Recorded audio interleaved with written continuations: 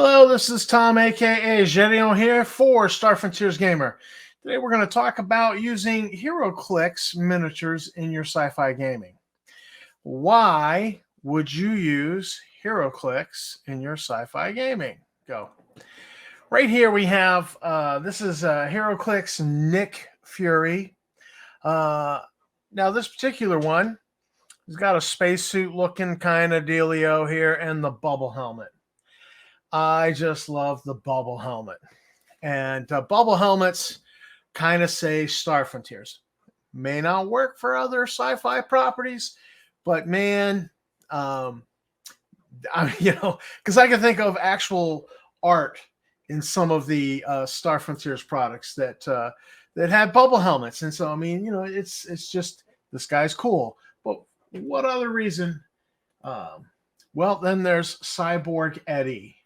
Cyborg Eddie, of course, is an Iron Maiden dealio character mascot, and not just Cyborg Eddie. There's Bouncer Honey Eddie here. I mean, this guy's good. This guy's got a Clint Eastwood vibe going, right? And when you look at these cyborgs, now Star Frontier cyborgs are fairly ill-defined.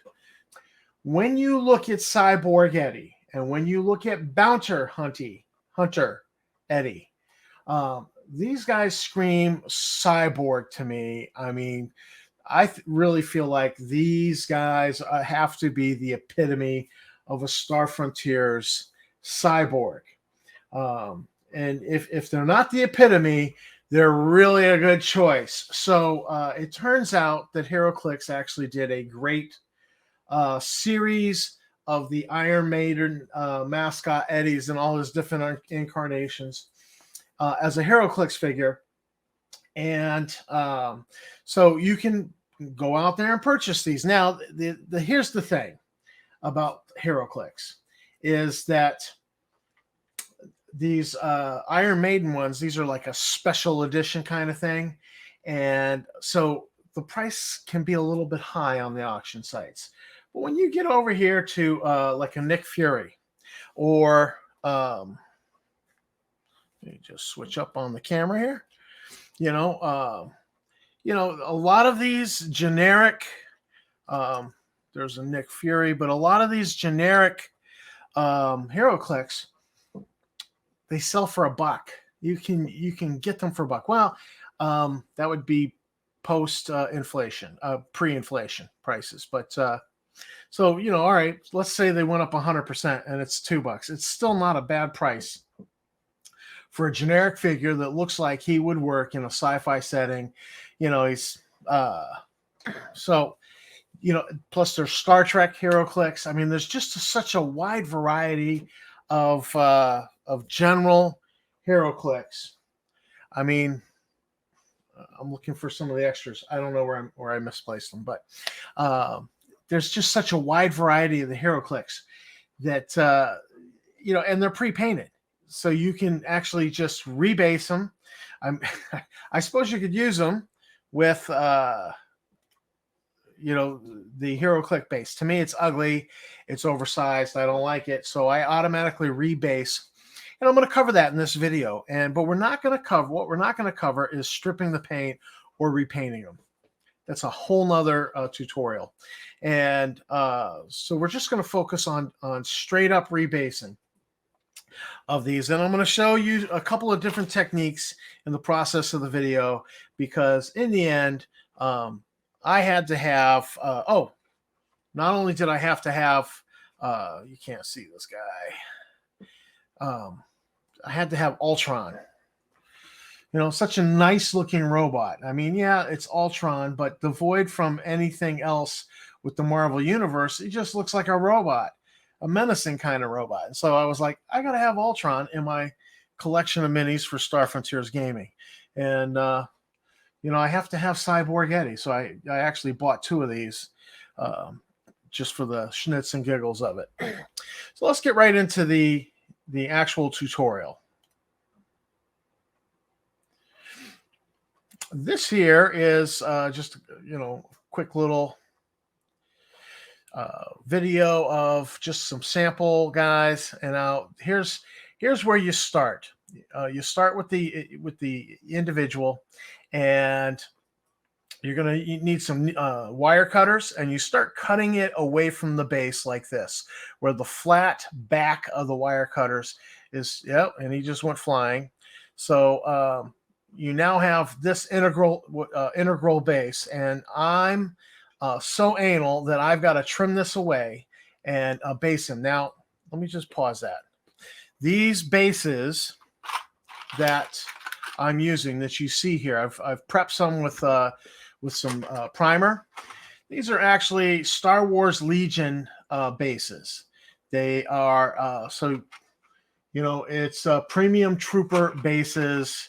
They're sci-fi deck plating. They're just cool. These, I used to work hard at creating sci-fi bases. These are such a cheat. You buy them, and when I bought these, and I'm sure prices have gone up since I bought these, but when I bought them, when I did the math, it was like 33 cents a base, and to me, that's a ridiculously low price to have such a nice quality sci-fi base. So this has been my new go-to. Is the Star Wars Legion, available at your hobby shops, available on Amazon.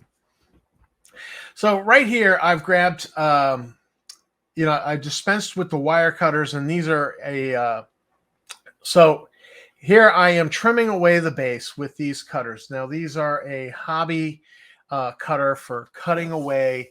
You can use the flat edge and get a nice, you can get the cut where you need the cut because of how these cutters are designed. They're like a plastic tree cutting tool. These ones in my hand are by Army Painter. I don't like the quality of them. They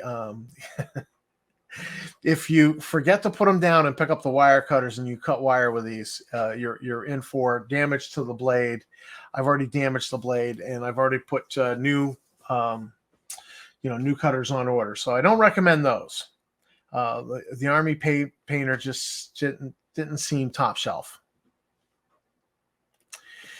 So you trim right up close to the boot on a figure when you're trimming away these bases, and you get it all trimmed away.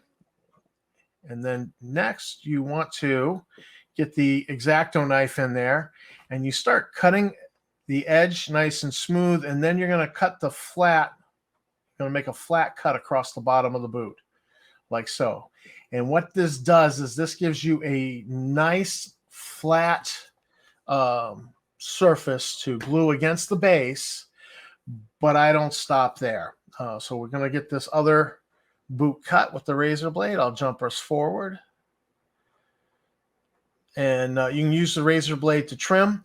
Now, I've grabbed my pin vise drill, and I'm going to drill into the boot. And you want to find the leg that you drill into will be the one that's like the straightest, so that you can get a nice drill going in. And I do this because I'm absolutely committed. Now, right here, I'm testing the hole with a piece of paperclip wire. And that's all I'm using for these pins is paperclip wire.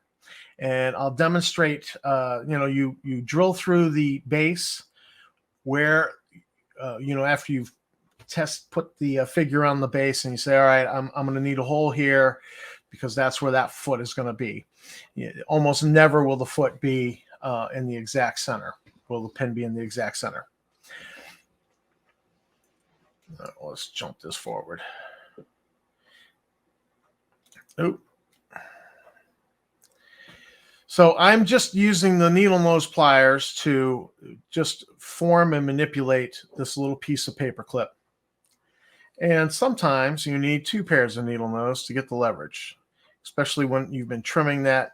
I work off of one paper clip and I keep trimming it, trimming pieces off. And then you get down to a little piece here, you have no leverage with your fingers. So what happens here is, let's just pause that, is that you've got this pin that's going to come through the base, and I've done a 90 degrees to that pin. I've kind of done a little swirly with the wire. and that's going to just glue up against the bottom of the base. You'll see that in a second here.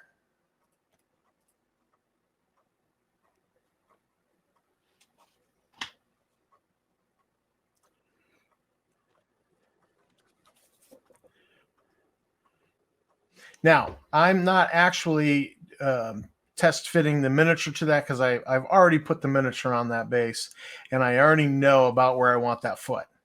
And so I knew where to drill. But normally you would dry fit the miniature to the base and go, all right, this would be the spot where that hole needs to be drilled. I love the pin vise drill. And of course, you dry fit everything and confirm that that little swirl I made of wire sits flat. If it does, you can put a drop of super glue on it. This is Zap-A-Gap. Huge fan of Zap-A-Gap and Plastic Gap. The green label is gap filling. It's the pink. The blue label is more runny. This green label actually will fill in gaps better. So I'm a big fan of the green label. And now I've put the little drop there, and the base is just sitting on this little plastic dish so that it can dry in place. Now, I've grabbed another base that I'd already prepped, and what we're about to do here is we have stuck Nick Fury onto that pin. But that pin's too long, so I'm using a micron marker, the 005. It's the smallest micron tip they make, and I'm going to put a little markup underneath his boot. And so you can put a nice little mark on the wire with that micron. And when you pull Nick off, it's hard to see on the video here, but you can kind of see it there. Yeah, right there. So it gives you an idea of how much pin will fit inside that leg that you've drilled. And so the next procedure here is take the wire cutters and cut. I just eyeball measure that. Be careful about the wires. Now you see how I turned it towards the mat. That wire, when you cut it, it's going to go flying. You never want to cut it so that it can go flying towards your face. I wear shatterproof glasses all the time, but they are not safety glasses. So I'm always turning it away, or if there's anybody else in the room, I make sure I turn it towards the mat. And sometimes it comes off of that wire cutter with so much power that it embeds itself in the mat. So this is something you need to be careful with. Now I'm putting a little drop where I know Nick Fury's back foot is going to be, a little drop on the pin, and you should dry fit him. Make sure that he's nice and level. If the other foot doesn't go level to the base, you bend the pin a little bit in that direction. And so he's nice and level. We're going to let him sit for the super glue to set up. And that's basically it. That's, now see, I've moved him and I'm putting another drop there. There we go. And so he's going to sit. And what I'm going to do next, because you can see over here, I've already got a Cyborg Eddie based. He is a particular challenge. So I just actually, first time I did this technique was with him. And we're going to demonstrate the technique for pinning Cyborg Eddie. It's because his legs are so thin, you really cannot drill into Cyborg Eddie's legs. It's super difficult. I've actually managed to drill into legs that were that thin. But in the process, the drill came through the leg and went into my finger. Was not a good experience. So we're showing off Ultron here. He's a cool figure. He's done up on the base. Now, Cyborg Eddie requires a needle that has been heated in the candle. See, I've got a little candle going here, and I'm having a little trouble jamming that pin into his leg. So we're going to try the other leg now, and we're going to get a almost pretty good hole. And we're going to reheat the pin and try it a second time. And, yeah, so it just kind of split through. So, but there's enough there. There's enough of a hole there for the pin to go into there with super glue and for it to hold them on. And here we go. So this is a dry fit, and I'm eyeballing where the other foot is going to be. I'm confirming it'll be flat. Oh, this is not the one where it didn't sit flat, and I had to bend the pin with a needle nose. But we're putting a little glue on the pin, a little glue on the spot, and jamming Eddie on there. And now I've got two massively cool. Now, to get an initial set with this super glue, with the Sapiglap, you want to hold it for 10 seconds. That's what I'm doing there. Just doing a 10 count in my head. As long as it doesn't move when I take my fingers off, I just leave him and let him set up. Now, most of these bases are done. This section of video, I failed to turn the video on properly. So we're on the last figure here. What I'm using is it's Citadel shades, the Anthonian camo shade. It's a little green. I couldn't find my new oil, but these washes are really good. They run into the crevices. They give you a nice dirty look in all the crevices. And so that's all I'm doing is I'm just brushing it on here. And it's, there's, I'm not even being all that careful. It doesn't even matter if I get a little bit on the boot. Gravity will help pull that down a little bit, but it's just going to stick into those crevices on those nice Sci-Fi bases. And then we're going to let it dry. And it actually took a fair amount of time for it to dry. So I then worked on other projects and then came back to this. And once that's dry, then we will paint it up. All right, here's the dry brushing. And we're just going to dry brush the dark gray. I've got a nice dark gray. And your view is blocked by my hand there. Sorry about that. There we go. And so it's just, you're not trying to get a full coverage on that base. You're just trying to get like a strong 80% coverage with this dark gray dry brush. And then I'm going to do a light gray dry brush. Some people do like 3 colors. They start, they're really working to get that depth of field. But these are a cheap figure. They cost me $1. They're low on detail. They're just cool looking, and they're pre-painted. And so it's just about making this base look good.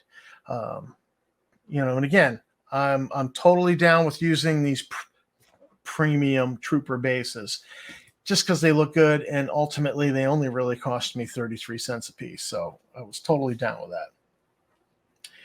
And so we'll jump forward to the light gray, and then I'm not even trying to cover it as much as I did with the dark gray here.